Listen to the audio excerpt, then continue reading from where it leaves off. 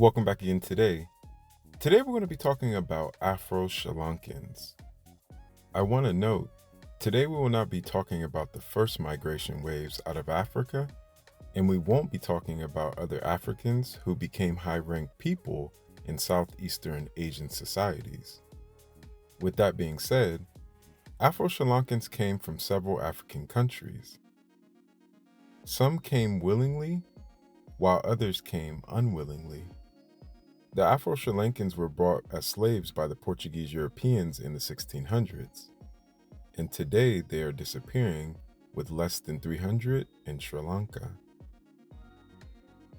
Afro-Sri Lankans speak Creole, Sinhalese, and Tamil, with most being Buddhist and Catholic in modern day. Most Afro-Sri Lankans were Muslim when brought to Sri Lanka and slowly converted. Some do still hold on to mixed African religions, which mix with Catholic and Buddhist religions. They are located and concentrated in Trincomalee, Batticaloa, and Negumbo on the coastal parts of the island. The first presence in more recent history of Africans in Sri Lanka was the Ethiopian kingdoms. They would travel back and forth to Sri Lanka for trade starting in the year 400. The Afro-Sri Lankans were originally brought to Sri Lanka to fight the Ceylonese kings. At this time, the French, Portuguese, and British were all fighting for territory from East Africa all the way to East Asia and Australia and New Zealand. The slave trade was big business, and all three powerhouse countries were fighting for Sri Lanka as it was a middle strategic point in the Indian Ocean. History always hides in plain sight. For example, the British colonization of Australia can still be seen in the Australian flag. Look closely and you will see the British flag within the Australian flag.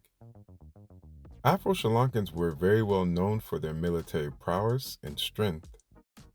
Over the history of the people, they would be musicians, road builders, mercenaries, railway line constructors, bricklayers, fishers, pearl divers, bodyguards, and domestic servants. In Asian literature, people of African descent were called Habshi, Sidi, or Kafir. In the 1600s, the Abyssinians, or Ethiopians, in their Abyssinian Empire, were referred to as Abyssi. Kafir is still used today from the colonial days of the Portuguese. The Portuguese word would come from the Arabic word of kafar, meaning infidel. Infidel, or kafar, was used by Arabs to speak of non-Muslims. In Sri Lanka, kafir is looked at as an ethnic label and not a racial one. Though, in every society, there could be people that used it in a bad way. Afro-Sri Lankans also helped to build many forts in Sri Lanka, and as the Portuguese period of colonization faded, their position would weaken. Many of the people over the time mixed in with different Sri Lankan peoples, leading to the creolization of the society. Afro-Sri Lankans have been marginalized being a small population, though the Sri Lankan government in the 1950s subsidized education at the primary and secondary level for all Sri Lankans. This would lead to Afro-Sri Lankans receiving modern Sri Lankan schooling and learning the mother tongue of Sri Lanka, which is Sinhala. As the numbers shrink, the Afro-Sri Lankan population isn't even counted as an ethnic group in Sri Lanka census. Also on the way to Sri Lanka, the Portuguese would try their hardest to strip them of their African customs and beliefs. Throughout Sri Lankan's colonization of the Portuguese, the Dutch, and the British, the European colonial powers had to learn Afro-Sri Lankan Creole to communicate with the population. Over the Portuguese rule till the 1600s, 3 Sri Lankan kings, their kingdoms, in which fought back against the Portuguese, leading to the Dutch taking over and then the British, would all shape the influence and speech of Afro-Sri Lankans. Over the Dutch rule, Afro-Sri Lankans who belonged to the Dutch Reformed Church were guaranteed freedom for their children.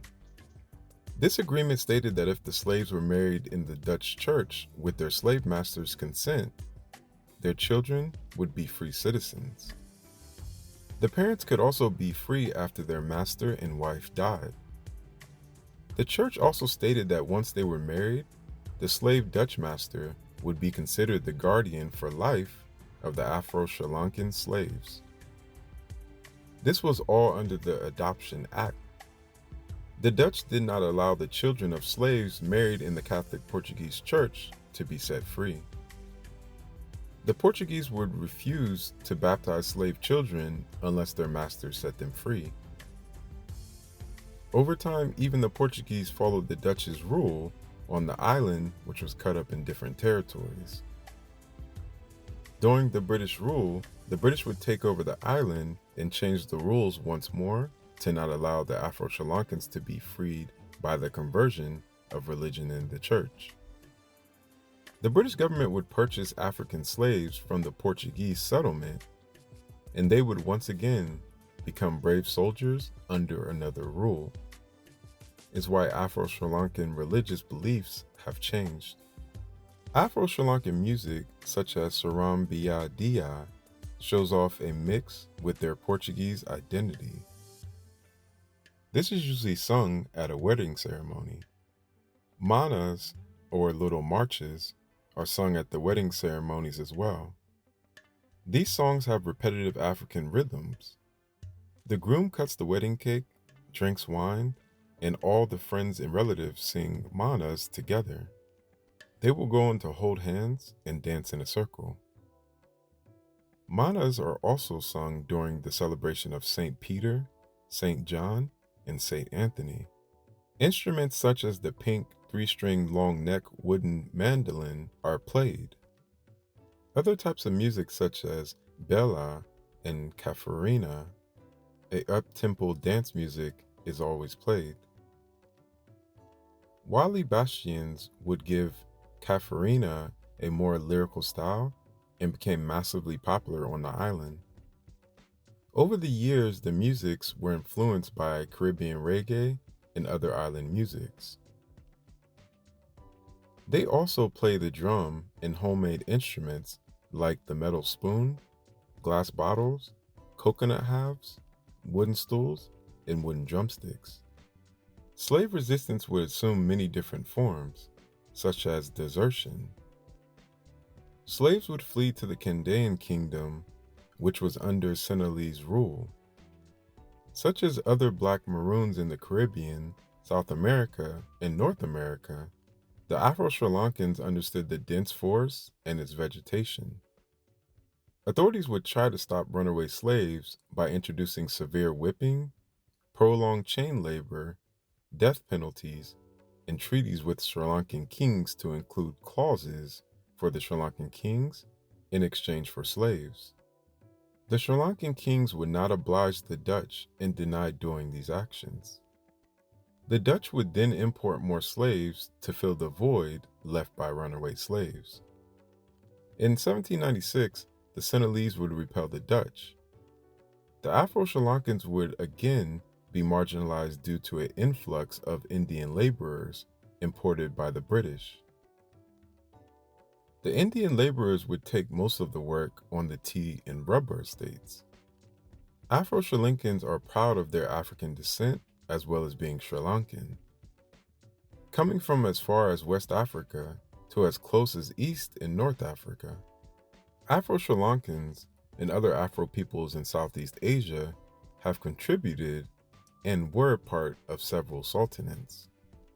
Some even started their own dynasties and even became the sultanate over massive kingdoms. They also flourished as artists, rulers, architects, and traders. This is a historical community that doesn't get enough shine that it deserves. Unlike the Western world where Afro peoples are well known, the African diaspora in Asia, as well as the original people in Asia, are not spoke about much. The assimilation into Sri Lankan culture leads to some Sri Lankans being able to trace parts of their more recent DNA back to Africa. Interestingly enough, many Afro-Sri Lankans and other ethnic groups in Sri Lanka share common traditions and similarities, making the people one and the same in a lot of people's mind. Please like, subscribe, turn on the bell notification up there so you get all my videos. Subscribe so you'll get more videos like this. Add me on all social medias, which is Afric Network. And until next time, peace. One love.